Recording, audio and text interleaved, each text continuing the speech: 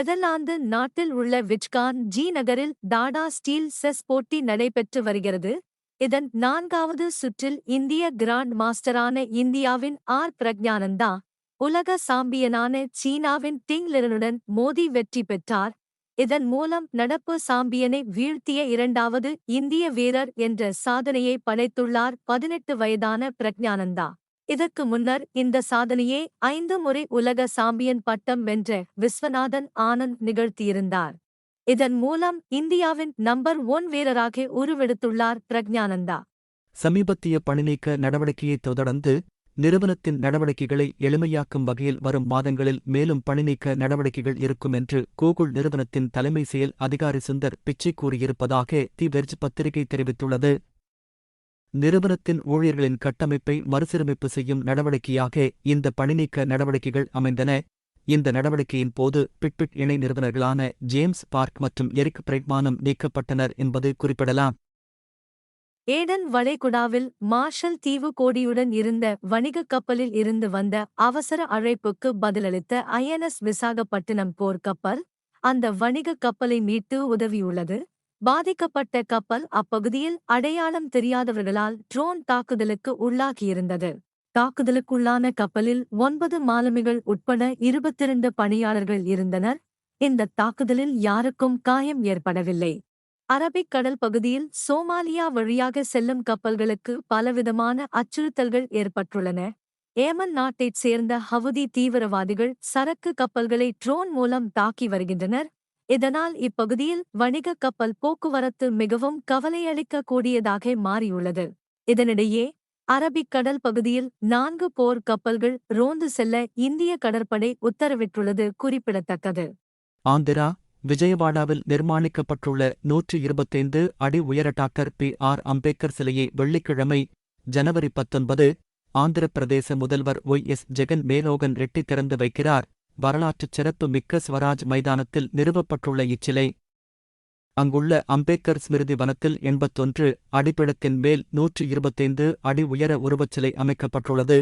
18.81 acre பரப்பளவில் ரூபாய் 404.35 கோடி செலவில் இந்தச் சிலையும் அதன் சுற்றுவட்டாரப் பகுதிகளும் கட்டப்பட்டுள்ளன. ஆந்திரா விஜயவாடாவில் நிர்மாணிக்கப்பட்டுள்ள 125 அடி உயர டாக்டர் PR அம்பேத்கர் சிலையை வெள்ளிக்கிழமை ஜனவரி 19 ஆந்திர பிரதேச முதல்வர் YS ஜெகன் மேலோகன் ரெட்டி திறந்து வைக்கிறார். வரலாற்றுச் சிறப்பு மிக்க ஸ்வராஜ் மைதானத்தில் நிறுவப்பட்டுள்ள இச்சிலை அங்குள்ள அம்பேத்கர் ஸ்மிருதி வனத்தில் 81 அடிப்பிடத்தின் மேல் 125 அடி உயர உருவச்சிலை அமைக்கப்பட்டுள்ளது. 18.81 ஏக்கர் பரப்பளவில் ரூபாய் 404.35 கோடி செலவில் இந்தச் சிலையும் அதன் சுற்றுவட்டாரப் பகுதிகளும் கட்டப்பட்டுள்ளன. உத்தரப்பிரதேச மாநிலம் அயோத்தியில் கட்டப்பட்டுள்ள ராமர் கோயில் வரும் 22ஆம் தேதி திறக்கப்பட உள்ளது.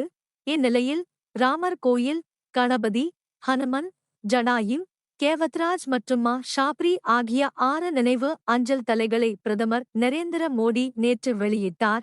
இதுபோல அமெரிக்கா, சிங்கப்பூர், கனடா, நியூசிலாந்து உள்ளிட்ட 20க்கும் மேற்பட்ட நாடுகளில் வெளியிடப்பட்டுள்ள கடவுள் ராமர் அஞ்சல் தலைகள் அடங்கிய 48 பக்கங்களைக் கொண்ட புத்தகத்தையும் அவர் வெளியிட்டார்.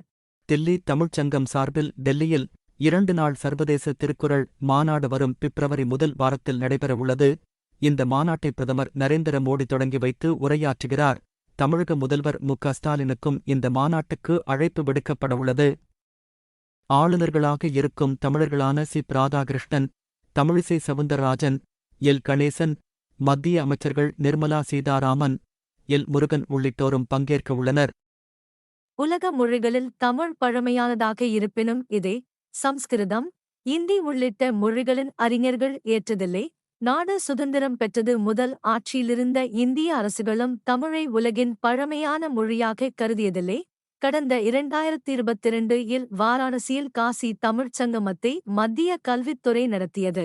இதை தொடங்கி வைத்து பேசிய பிரதமர், உலகின் பழமையான மொழி தமிழ் என முதன்முறையாக அறிவித்தார். தொடர்ந்து இதையே அவர் பல அரசு மேடைகளிலும் அறிவித்து அங்கீகரித்து வருகிறார். இன்று 22 கேரட் தங்கம் விலை கிராமிற்கு 30 ரூபாய் அதிகரித்து 1 கிராம் தங்கம் 5810 ரூபாயாகவும் 8 கிராம் தங்கம் 46,480 ரூபாயாக விற்கப்படுகின்றது. இன்று வெள்ளி விலை கிராமிற்கு 20 பைசா அதிகரித்து 1 கிராம் வெள்ளி 77 ரூபாய் 20 பைசாவாக விற்கப்படுகின்றது.